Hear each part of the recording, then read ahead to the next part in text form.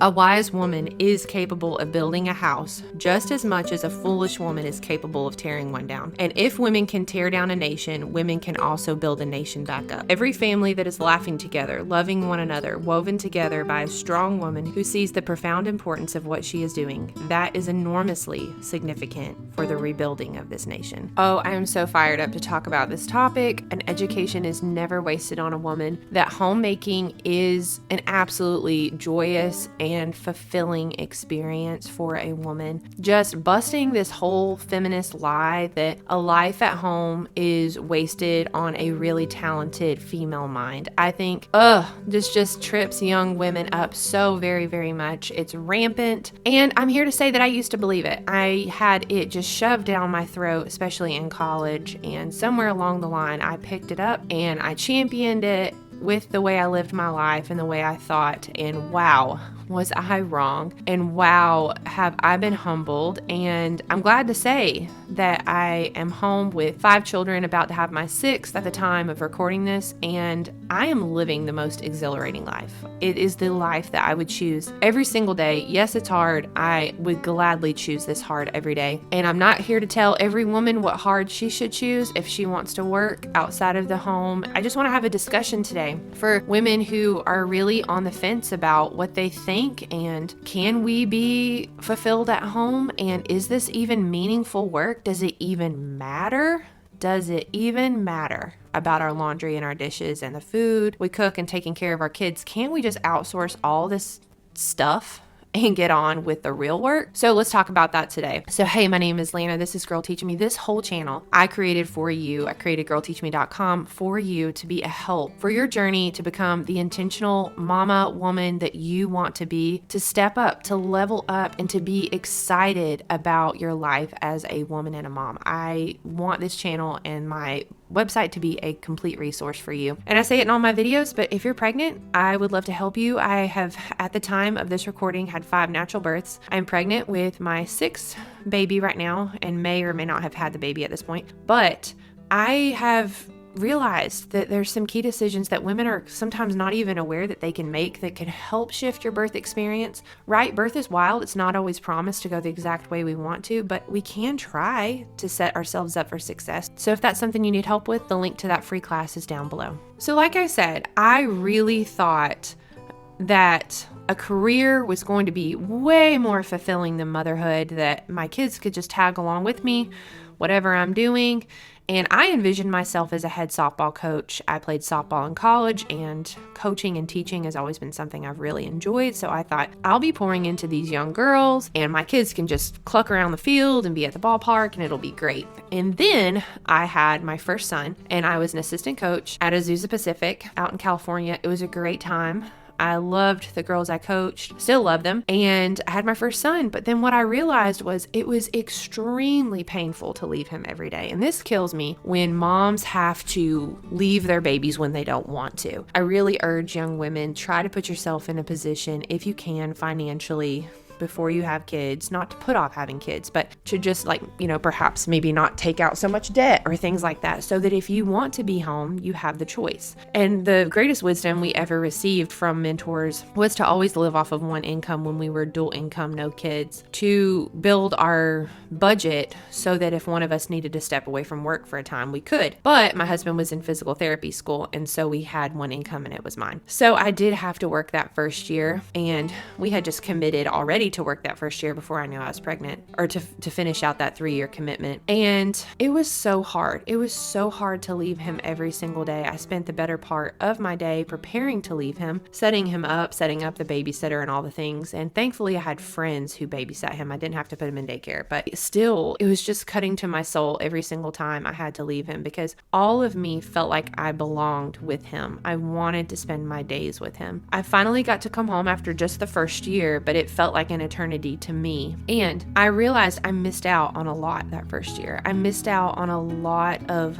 little moments with him because I was so split. My world was so split between the demands of being a coach and teaching. I taught a little bit at Azusa Pacific for some extra money too. And it was hard. And I also didn't really get to learn what it was like to balance the home with a child. Kind of got thrown into all of that anyways, because I had never been a stay-at-home mom. And so I didn't even know how to run a household. I'd always been on the go. And so it was a hard, painful couple of years learning how to run a home, learning how to be content at home, to not have that constant stimulation of on-the-go living, to slow and to embrace the slow at home. It took a long time. I mean, even after I had my second and I was full-time at home, I then became a little depressed at home. And I have good news to share, so hang with me. I'm just sharing a little bit of my story. I would just go through the Starbucks drive-thru every single day and then go to the YMCA and check him in for 2 hours of childcare and then come home and get him down for a nap and just try to pass the day. I was trying to get through the day instead of trying to get something from the day. It's a totally different way to live. There was a shift that happened for me. I think the shift really happened when I started to lean in and really read the Word, really start to read my Bible and get involved with a small group of women, and we started going through the Bible. I think I had a transformation of the mind. I think my mind started to be renewed, where I started to get excited about living again.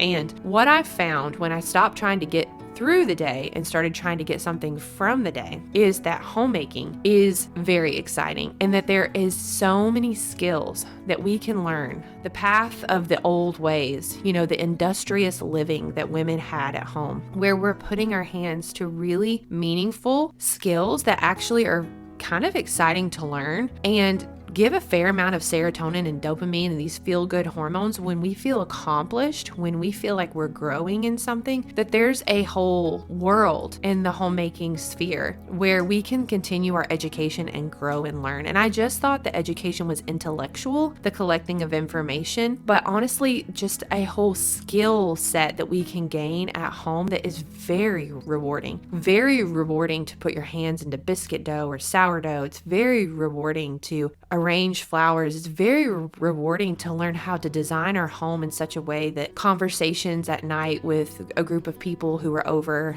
at our home are just more cozy and more intimate. It's very rewarding to learn how to create a peaceful place for our kids to be. It's been very rewarding even for me homeschooling and learning alongside my children and reading books together. I love this life.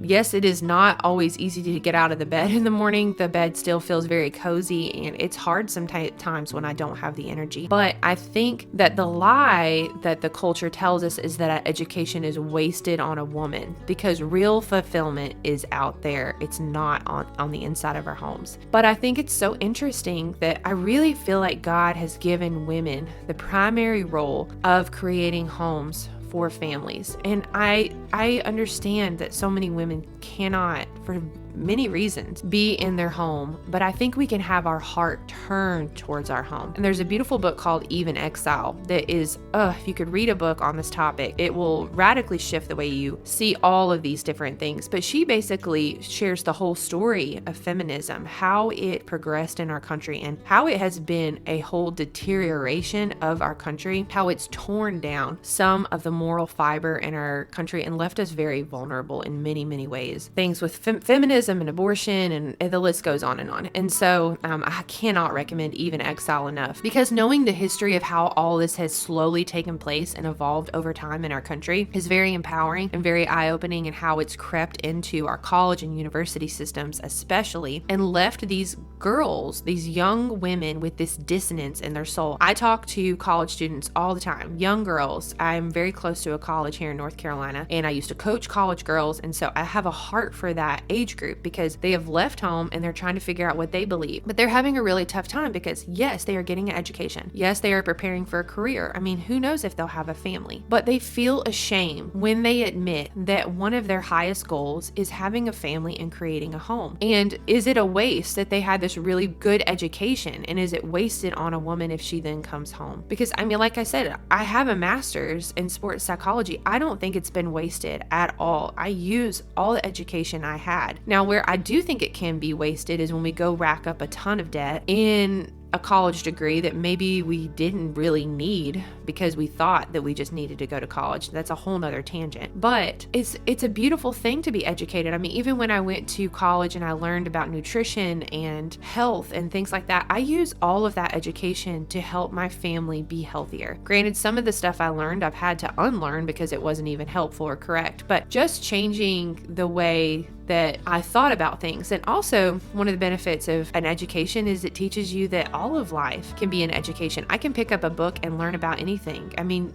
I can watch a YouTube video and learn about anything. I don't know that college or university necessarily teaches you that. I think kids really can have that beat out of them when we're just taught rote education. I think it can be really helpful to light a fire and an interest and help kids be self-starters and learners. And that's what I've had to be as a homemaker. But there are so many skills that we can learn as a homemaker that can be really, really exciting. And so I would just say, if you find that you're at home and you're not very excited about what you're doing, I think it's okay to admit that, but probably what's happening is you're just trying to get through the day. You're just trying to make your life as comfortable and easy as possible. And I feel ya. I was there. I still get there sometimes, but a way more exciting way to live is trying to get something from the day. Creating goals or things we want to learn, or having an ideal that we're shooting for, having a bullseye to try to hit. What kind of home do we want to have? How do we want people to feel when they're in our home? What kind of skills and crafts do you want to learn? The list goes on and on. I mean, there's so many online, even just like homesteading courses, things that we can learn about that can benefit the health of our home, but we can be learning a craft that is very fun to put our hands to even while we're at home. And being in the kitchen, I mean, I'm in the kitchen for a lot of this video and I'm working in the kitchen. It's been fun. It's been fun for me to learn how to make broths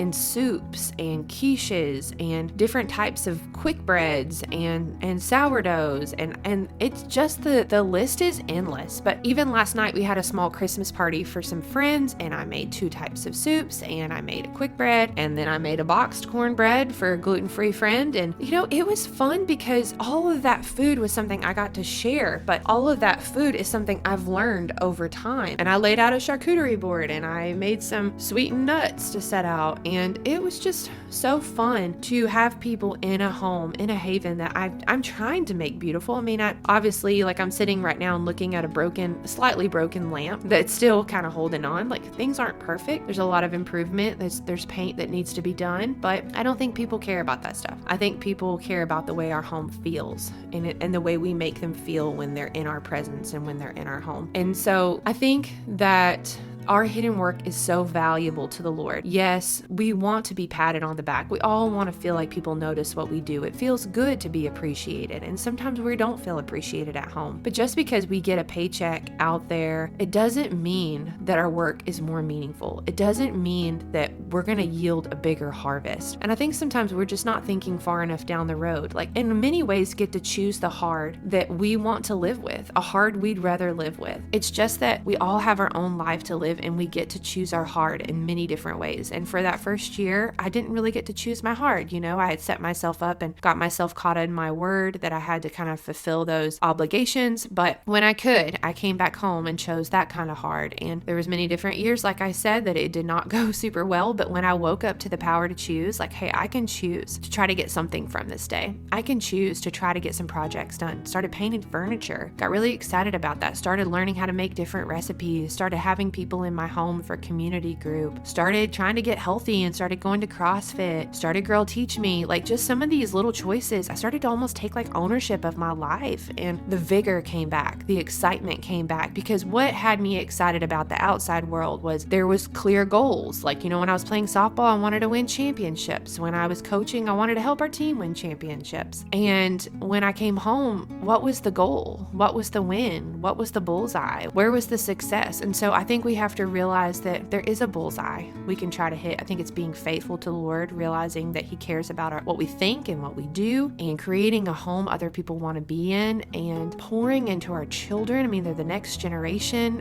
What a great honor to pour into our children. So I want to finish up reading this very spicy last part of Eve in Exile. It's spicy, y'all, but oof, it is so interesting and I think so true. Proverbs 14:1 says that a wise woman builds her house, but a foolish one tears tears it down with her own hands. What we have witnessed over the last century is millions of women in America in unison tearing down their houses with their own hands. And the result is that they have dismantled this nation piece by piece. The women have been focused, tireless, relentless, and driven. They have passed the baton from one generation of activists to the next, inciting foolish and selfish women everywhere to pick up their own sledgehammers and start swinging at their walls. As we look around, not much is left. Women are capable of great destruction, as we are now in the position to see firsthand. So I'll pause right there and say it's really easy to blame men for everything, right? My pastor even says that it's easy to talk to men, be hard on men. We applaud that, but we never really want to talk about the bad behavior of women, right? We get all of our feathers ruffled when anybody even says that women have bad behavior, but we do. It's true. Okay, I'm going to keep going. But on the flip side, a wise woman is capable of building a house just as much as a foolish woman is capable of tearing one down. And if women can tear down a nation, women can also build a nation back up. Every family that is laughing together, loving one another, woven together by a strong woman who sees the profound importance of what she is doing, that is enormously significant for the rebuilding of this nation. And I just love that so much. Like, it gives me teary because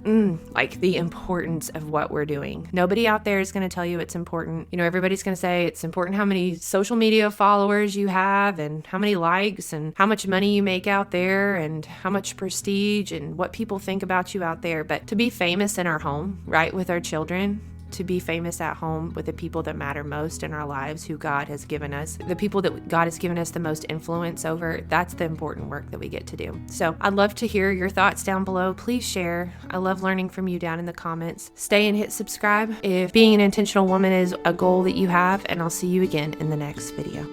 It's so unnecessary dwelling about the past, 'cause I know that God is good. He led me to where I'm at. Sometimes I feel like giving up, you're giving in, but everything happens for a reason. It won't always be blue skies ahead. Sometimes you might need a helping hand, just like iron sharpens iron, making me stronger, calling me higher. When we come together, just like iron sharpens iron, making us stronger, calling us higher. When we're helping each other, we're growing together.